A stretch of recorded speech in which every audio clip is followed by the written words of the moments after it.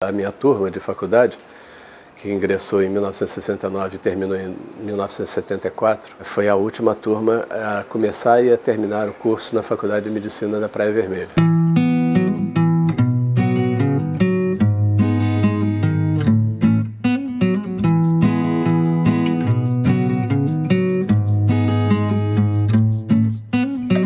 Desde criança, praticamente tinha vontade de ser médico. Desde 5 anos, eu acho que eu convivi com médicos muito importantes lá na família. Naquela época, os médicos iam muito em casa. Não era muito comum você ir a consultórios médicos. A ideia assim de que era uma pessoa que podia resolver um problema de saúde naquela casa, que as pessoas de alguma forma davam uma confiança nele, me motivou. De maneira que eu posso dizer que desde os 5 anos eu sempre desejei ser médico. Não tive outro desejo de outra profissão, nada disso. Era sempre a medicina que me motivava.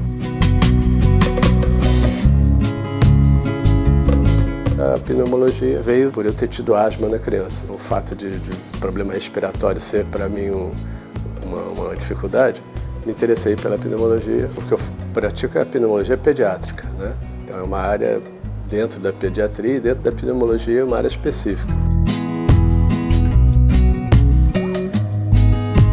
É uma área da medicina nova, né? Muito recente. Como se costuma dizer, a criança não é um adulto em miniatura. Tem peculiaridade do organismo da criança. As doenças respiratórias na infância, elas evoluem de uma forma diferente do adulto, causam uma grande mortalidade. A cada 4 segundos morre uma criança com pneumonia. Causam também um sofrimento muito grande, porque a asma é uma doença que, embora não tenha grande mortalidade, mas tem uma grande morbidade, como se diz. Outras crianças no mundo são afetadas por essa doença. Há uma necessidade de que a pessoa estude essas doenças na infância, porque uma pneumonia, por exemplo, que acomete um adulto de 30, 40 anos, essa mesma pneumonia pelo mesmo agente, ela pode ser muito diferente num bebê de 10 meses.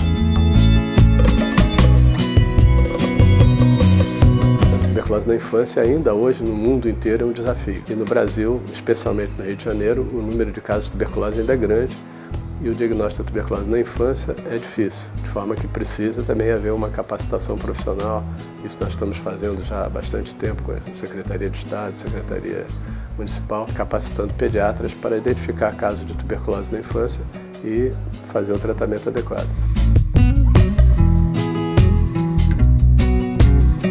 Quando a gente fala criança, a gente está falando em um ser de 0 a quase 18 anos. Uma criança pequena, você tem uma informação muito baseada na mãe, no que a família, quem cuida da criança mais diretamente está te passando, se ela está alegre, se está triste, se é uma criança que está ativa ou não, se ela está apática. Então todos esses aspectos, eles vão te dar um retrato da situação de saúde daquela criança. E as doenças respiratórias das crianças pequenas, elas são muito relacionadas às viroses, de modo que a criança às vezes fica resfriada, tem uma crise, chiado, fica com falta de ar e tal. Até os 3, 4 anos isso é bastante comum. Então você tem que orientar a mãe quais seriam as medidas preventivas com relação a isso, medicamentos que podem ser usados nessa faixa de idade, como usar esses medicamentos. Nem sempre isso é fácil. E nos adolescentes, além dessas questões todas que a gente discutiu, há aspectos relacionados ao próprio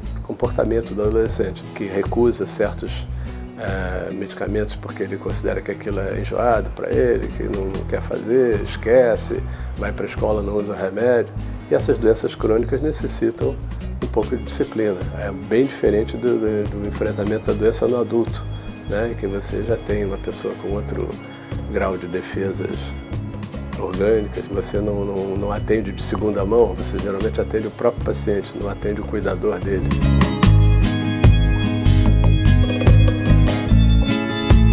O preconceito racial está sempre presente no Brasil, não é uma coisa agressiva como talvez em alguns lugares a gente veja, mesmo nos Estados Unidos, que ainda existe hoje, na África do Sul, em alguns lugares em que ainda pode-se dizer que existe um apartheid muito nítido. No Brasil isso é muito velado. Há o preconceito que a gente consegue identificar em algumas conversas, em algumas atitudes que eu talvez não veria se fosse um um branco. Na faculdade de medicina, não só pela questão das cotas, como também pela questão de estar hoje com o Enem, se vê bem mais alunos negros do que há 30 anos atrás, por exemplo. Então, eu vejo como uma tentativa de democratização, mas com muitos problemas ainda, com muitas barreiras, com questões que evidentemente estão relacionadas à escravidão no Brasil, que foi um escândalo, né? Praticamente 400 anos de escravidão, isso não acaba assim. Na faculdade de medicina eu vejo como um ingresso maior de negros, mas se a gente vir proporcionalmente ainda é minoria. Nós, como estudantes, víamos que era uma repressão tremenda. Não se tinha diretório acadêmico, não se tinha centro acadêmico, tudo isso era proibido. Uma conversa com mais de 3, 4 pessoas já era suspeita, né?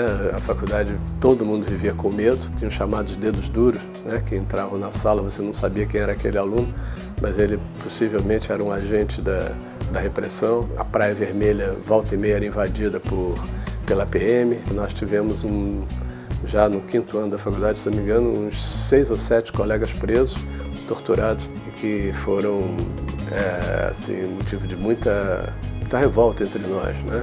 E, por outro lado, também de muita união. Então, foi um período muito ruim nesse aspecto, muito duro, e que marcou todos nós.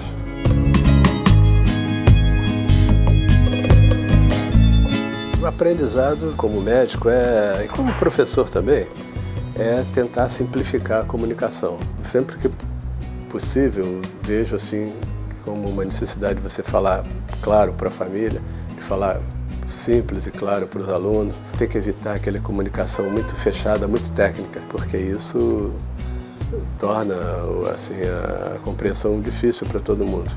Não é só para os leigos, não, para os colegas, para os alunos, para as famílias.